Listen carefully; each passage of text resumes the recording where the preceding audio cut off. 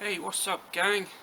Time to show off my groovy Amsterdam house. But first, gang, Sir Alan Bennett would like to say a few words. I cast my mind back to coronation year in 1952. Sorry, Alan, could you get to the point, please, about the liking and subscribing? Well, I dare say you will like and subscribe, won't you?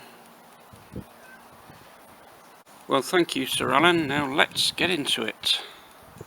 So one small criticism of the Amsterdam house is you can't actually take off the story above the basement because it's just fixed on by old studs there, although they've put this sort of doll's house type door in there so you can see it to some extent, but just for the purposes of the camera I've just taken the top off the building temporarily so you can see all the nice details in here. There's a lovely workbench here with a sort of vice thing going on there, plank of wood and some tools, and a little saw there on the wall, and in this corner we've got this sort of blue coloured drill unit where you can turn the wheel there to make the drill go up and down. It's even got a little drill bit in there if you can see it, and it was flapping around a bit at the top, this top section, so I've actually put a 1x1 sort of brick with the stud on the side, modified brick there, just to hold this blue section in place at the top. It's got a little sweeping brush there. I've added sort of circular saw myself into the wall there just for a bit of extra detail. I love this sort of workbench here with the kind of circular saw going on, and it's got a plank of wood there. I managed to find one with an actual wood pattern printed on there, which is quite useful. There's a box here with a couple of bits of spare wood, and on the other side you can see there's a nice sort of tool cabinet there with a red toolbox on top and some more planks of wood. There's a green coloured thing with a drill fixed onto the wall there, and then finally a blue coloured toolbox which I've moved one stud further up so it acts as a kind of doorstop for this doll's house door there. And last but not least, there's a rat sort of crawling around in the basement there, which I guess is where rats tend to hang out if they are in a particular city. So I just wanted to show you all the great detail there before I put the top section back onto it. So the next floor is now fixed back onto the basement. You'll see I need a couple of smooth tiles just to finish the frontage of these sort of columns here, but they'll be ordered from Bricklink fairly soon. I need dark grey coloured sort of cross-shaped piece here for the top of this doorway as well. You'll notice there's no glass in the main windows here. I'm not quite sure why they didn't just use a white door frame there, because then you could have put either a piece of glass in it or some window panes or something. But anyway, I'm going to leave that as it is, so it's true to the original version. If we have a look inside, you might notice I've made some slight changes here. The house, the way it was set up, didn't have any kitchen or toilets or even a bedroom at the top, so I've actually made some small changes with the furniture. I've kept this nice sofa here, which is very good, and this table. The flat screen TV is still there with the nice sort of shelving section underneath. I need to put a couple of smooth tiles over there to give the smooth screen effect. But you'll notice I've added this little kitchenette arrangement here, because you can't really have a house without kitchen facilities. So I put the sort of oven there and a sink unit and a little cupboard for the cups and saucers, and you'll notice there's a sort of bottle of fairy liquid, washing up liquid there as well, so it just kind of rounds things off a little bit and makes it a bit more realistic.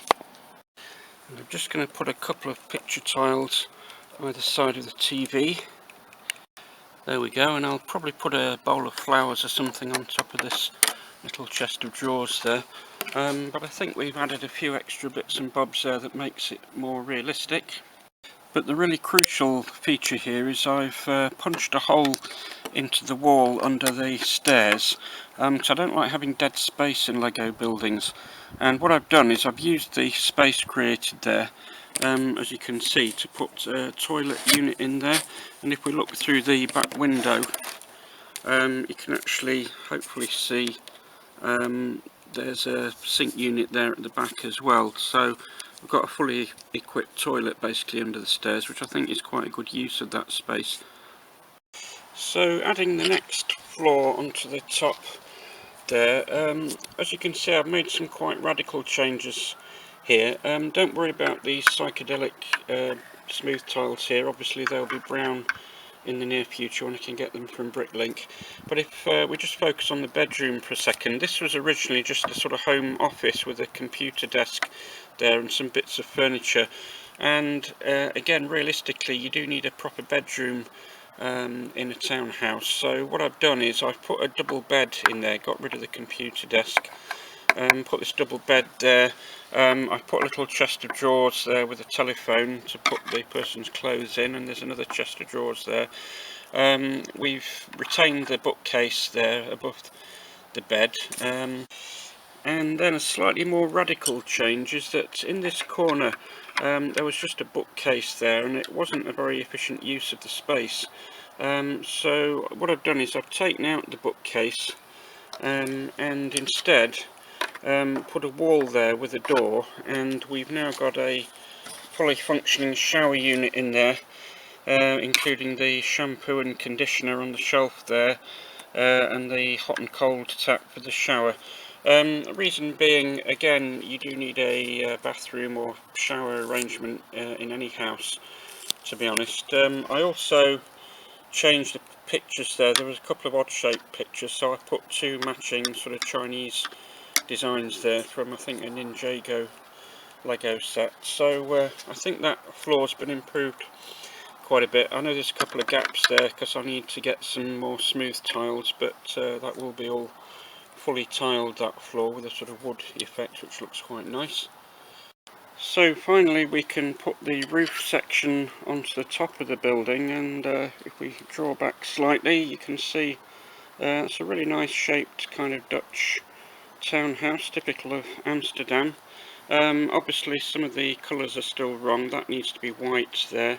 We've got a couple of bricks there that need to be white, and obviously these pink pieces and this yellow piece will be white eventually. So we're 99% of the way there. I've just got to put one more order into Bricklink and the whole thing will be finished. And this roof opens quite nicely on a sort of hinge effect. I think it's quite clever how they've done that. I think in the original building on the internet they've put some sort of boxes in there. I might do something different in there to make it a bit more interesting, but basically the building is now pretty much finished, and it goes very nicely with the Parisian townhouse next door.